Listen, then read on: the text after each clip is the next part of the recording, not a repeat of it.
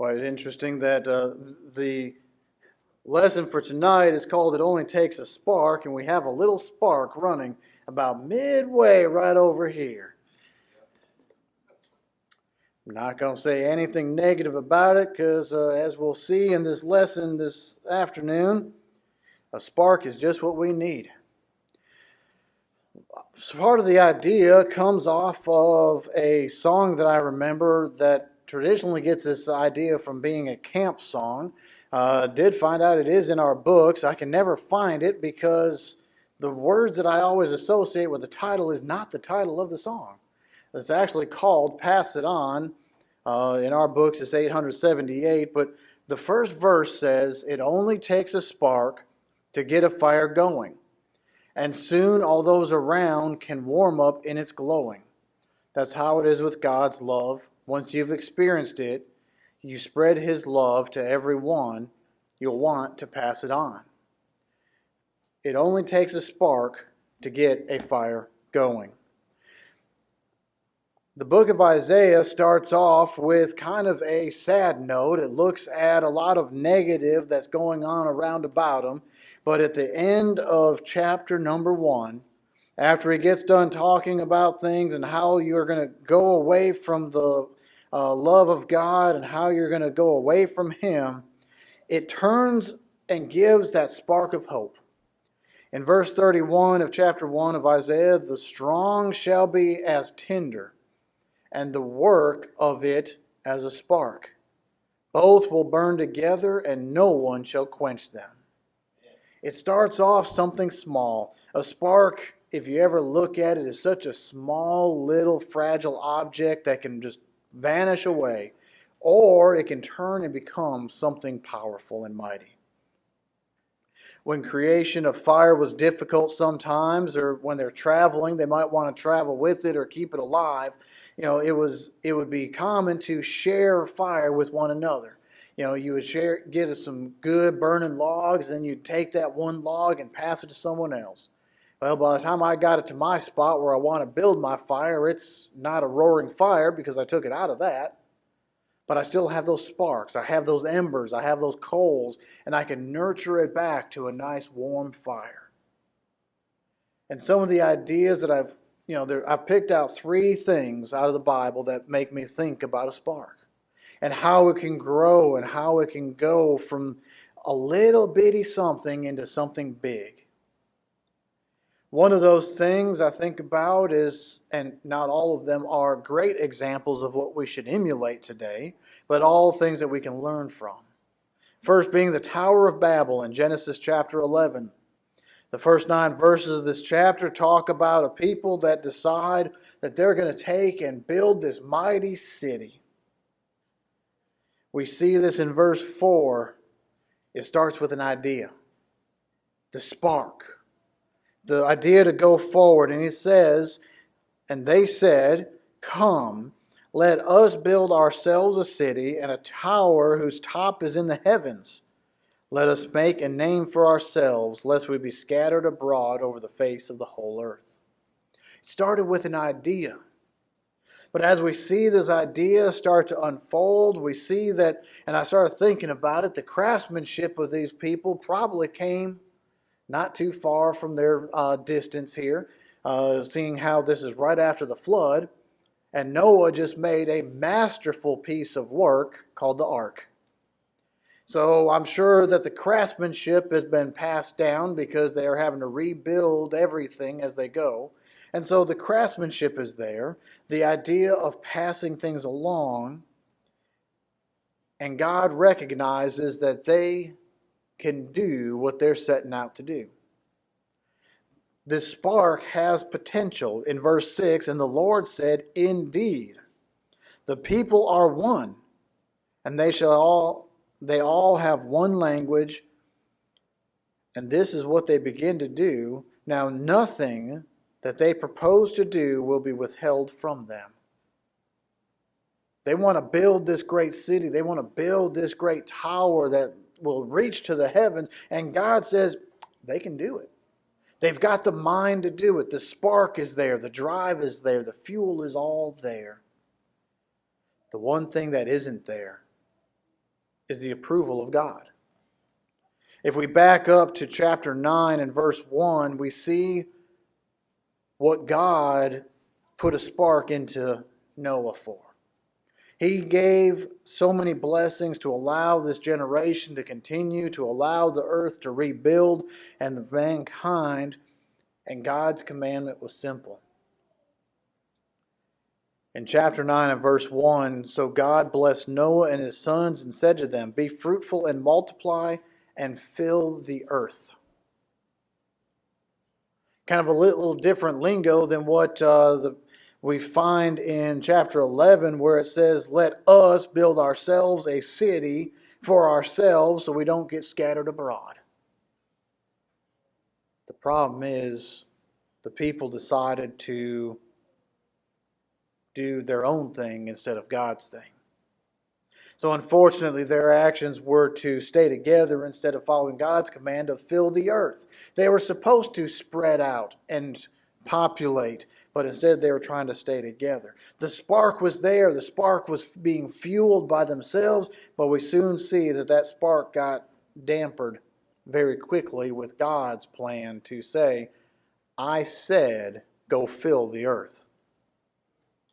We see that throughout the account where all of a sudden he came down and they confounded their language so that they couldn't understand one another. And since you can't understand pass me the hammer, and they don't understand what I'm saying, they just quickly abandoned the project and moved on. That spark died out. Another time where a spark was used for I'm going to say kind of a little mix of both.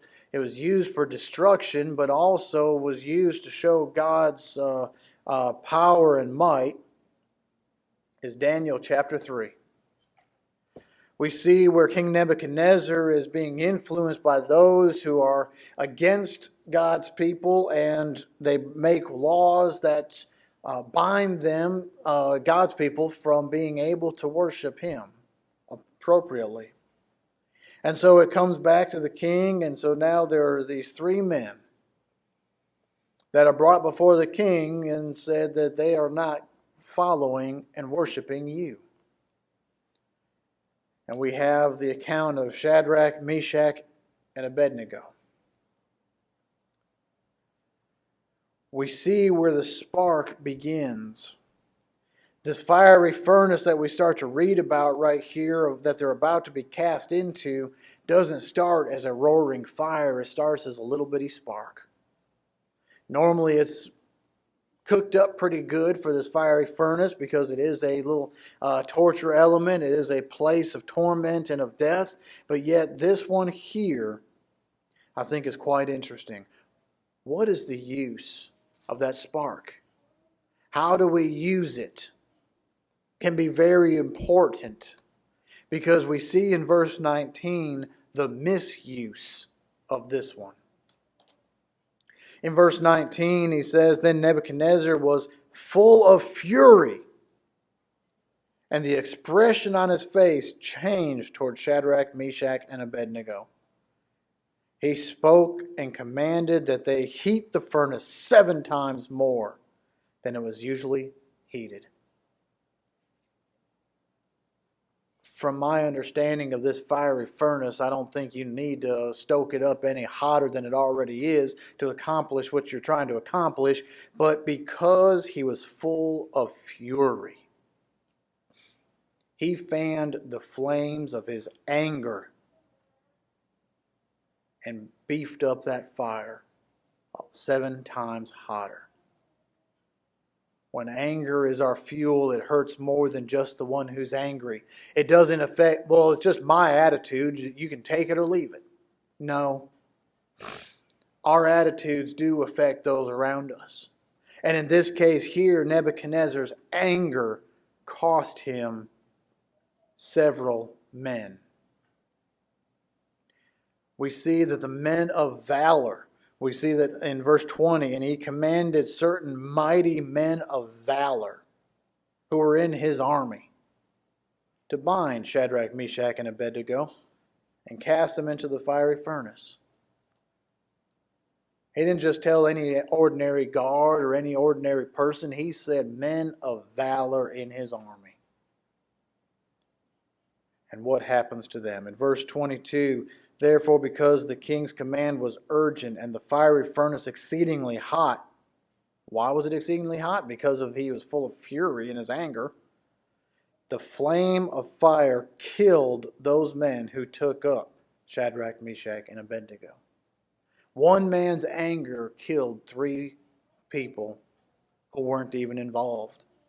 They were doing their job, but because they did their job because of the king's anger, they paid the consequences. It's not the first time that a king has done something wrong and someone else has paid the consequences for it. But it's a misuse of the spark. However, Nebuchadnezzar misused that spark, misused the abilities and the powers that he had, but yet we can look at the end of this little section here. Verse 24 and 25 shows a turn of events, if we will. He had that fiery furnace burning hot and hard. The thing about fire is that it shines light. Light can be used to see things, and in this particular case, we are able to see something.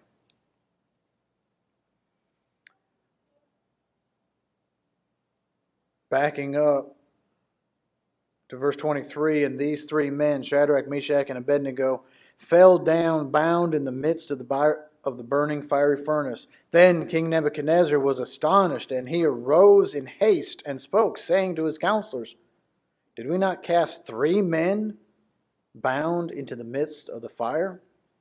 They answered and said to the king, true, O king. He's sitting here doing a TJ thing at lunch. 1, 2, 3, 4. We're trying to count how many things we got going on here. I thought we only threw 3 in there. Yeah, that's all we threw in, 3. 25 verse. Look, he answered, I see 4 men loose. I have never heard of throwing in 3 men into fire and all of a sudden a 4th one just shows up.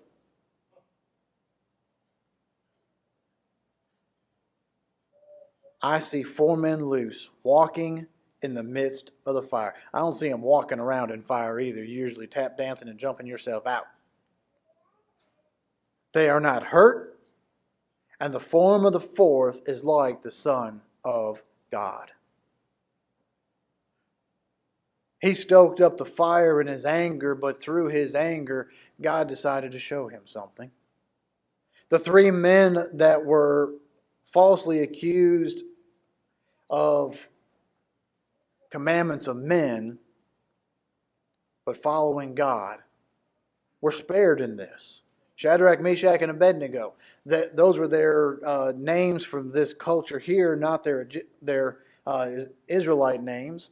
But yet they followed God faithfully. They were rewarded by not being harmed in this fire, even though it was 7 times hotter than normal. We think it's kind of hot outside sometimes. Imagine this. But yet, King Nebuchadnezzar, how would he even know who the Son of God looks like? He saw something. It was shown that of these men worship the true God. The light was shown, and the light brought forth the truth. Which leads us to the 3rd example that I have. The 3rd example of only taking a spark to get the fire going is the church itself.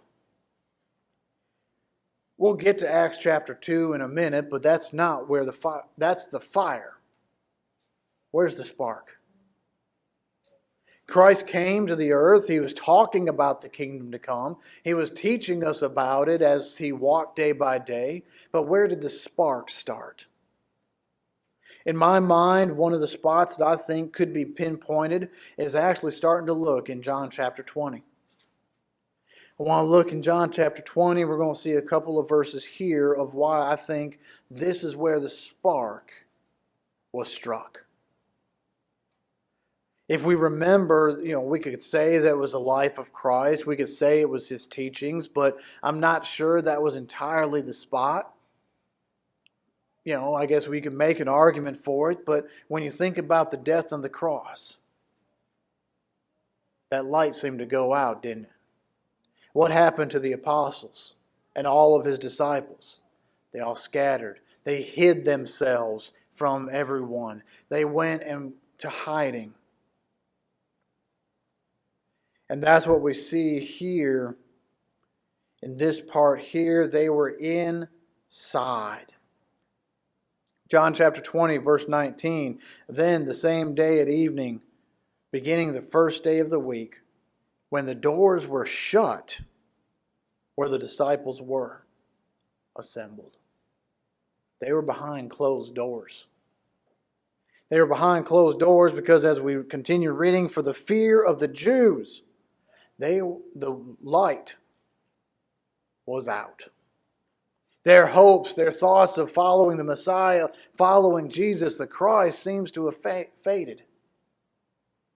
But all of a sudden, Jesus came and stood in the midst of them, behind a closed door, and said to them, "Peace be with you." When he had said this, he showed them his hands and his side, and the disciples were glad when they saw the Lord. The spark reignites. They're behind closed doors for fear because their Messiah had died.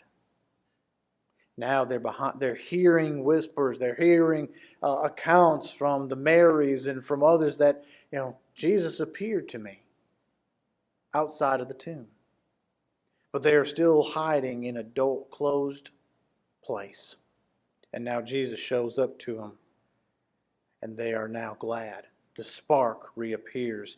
Christ commends them for their belief and gives us hope today, because we all have this opportunity. If we go down and look at verse 29 in this passage, we see Jesus said to them, "Thomas, because you have seen me, you have believed. Blessed are those who have not seen and yet have believed." We have that doubting Thomas part right here where Thomas says, "I will only believe if I see the hole.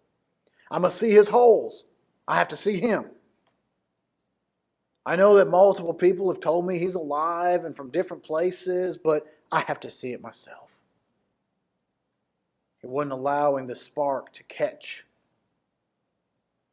When he finally saw it, he lit up. Jesus says he is blessed. They are blessed. He is blessed, Thomas himself and the others, for having seen him, but more blessed are those who have not seen and believe. Who is he talking about? He's talking to everyone that they're about to share the good news with, which also brings it all the way to us today. This is where we get to Acts chapter 2, when Peter and the others stand up and declare the first gospel sermon. The spark is already going. They're nurturing it. They're fanning the flame. They're trying to get it roaring as a big fire to shine the light in a wicked and dark world. And so when it gets to the point of he's convicted them and they say, "Men and brethren, what shall we do?" And we see that they were baptized for the remission of their sins. And we see in 41 and 42 that about 3,000 were added to the church. And they continued steadfast daily. The fire has started. It's more than a spark. It's a full-fledged fire now. We have 3,000 obeying. They are continuing daily. They are sitting by the warmth of the fire. They are keeping it going. We see all of this, and we see that the fire continues to grow. And we see the commandments that it is to continue to be fed. It's not just to be fed on that day. It's not just for that time period. If we come back to John chapter 20, look at a verse that I skipped over. I want to go back and look at it. Verse 21. So Jesus said to them again, "Peace be to you. As the Father has sent me, I also send you." He sent them out with the spark, with the fire in their hearts, burning for God and for Christ, and then out to the day of Pentecost, out to the days beyond that daily with one accord. We also see a parallel in Matthew 28, 18 through 20 of the Great Commission. Go and make disciples of all nations. Don't let the fire go out. Share it with one another. Share it to the next generation. Share it to those around us. The two greatest commands, love God with all of your heart, soul, mind, and strength. And the second like it, love your neighbor as yourself. Go out and share the gospel. Share the spark.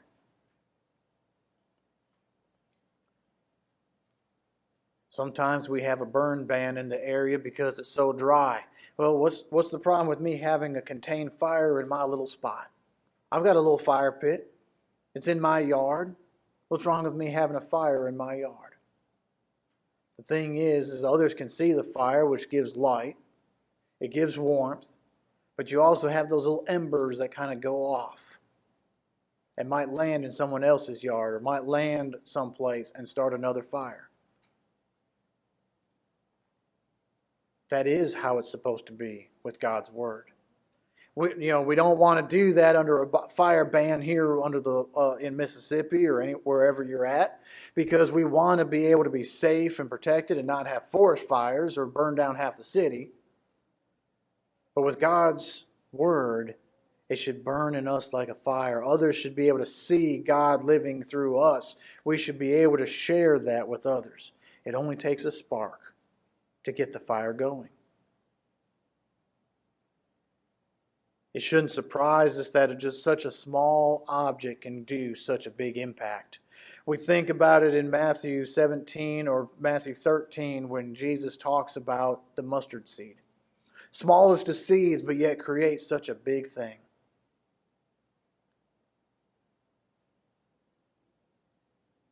The question is, how will we use it? Whether it's the illustration of the mustard seed or of a spark, when we choose to get up and act on something, our spark is there. Talk to somebody and find out what their passion is. All of a sudden, you see them light up and they're just passionate about that object, that item, that hobby, that job, that fill in the blank. Each person might be a little different. When it comes to service to God, find the passion. Find the spark, the way to nurture it, to make it grow. There's a trick to it, though. If you've ever tried to make a fire from a spark, you've got to be careful how you treat that spark, how you treat that ember. It has to be nurtured and carefully done. Too much aggressive nature to it, it'll put it out. Just the right will get the fire going. How will we get our spark going? Will it be to glorify God and let our light shine before men? Or are we holding the flashlight in someone's eyeballs and blinding them? We don't want to blind them. We don't want to burn them. We want to show the light. Will we be the light of the world? Will we take and allow this spark? It only takes a spark to get a fire going. Will we get that fire going within ourselves? Will we keep it going? And will we share it with others? The beautiful thing about it is that we can share our fire with someone else. Their fire has gone out. Their fire has never been started. Their fire is weak. We can share it with one another. Let's try to do so in our daily lives. Let's try to look for opportunities to share, to allow God's love to work through us. That's what Christ has told us throughout His scriptures and throughout the process here.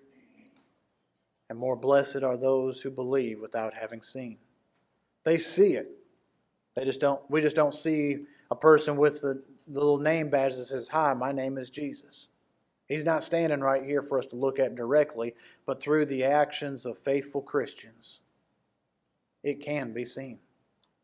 His actions can be seen. His words can be heard. Do we share those in our lives with others? Do we share it in our actions? encourage the spark in someone else.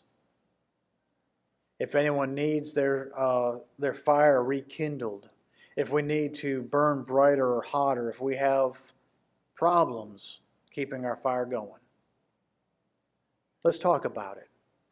Whether it's at the invitation now or whether it's at another time, let's talk about it. Let's keep the fire burning for Christ. Kind of like this morning, what do we have? If we at least still have the embers, we can get a fire going again. Many times I've gone to bed at night and kind of put the fire down. Next morning, you just give it a little bit of love and the fire's going again. The embers are still there. Let's help one another have a good, healthy, burning fire so that we can be for God in His purpose, the way He has described it to us. Will we do that? If there are needs of the invitation, we offer it now while together we stand and sing.